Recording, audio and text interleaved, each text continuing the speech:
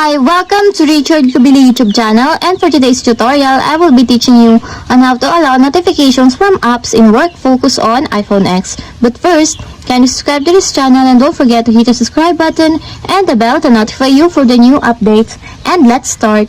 Using your iPhone X from your home screen, first go to Settings. Then in the Settings, scroll down and click the Focus. Then in the Focus, choose the Work. Then after that, in the work focus, click apps under the notifications. Then after that, in the notifications, as you will see that the allow notifications from is disabled. Then all you have to do is just click it to enable until there's a check mark on the side. When the allow notifications from is enabled, when work focus is on, notifications from apps you select will be allowed. All others will be silenced and sent to notification center. And that's it. We have successfully allowed notifications from apps in work focus on iPhone X.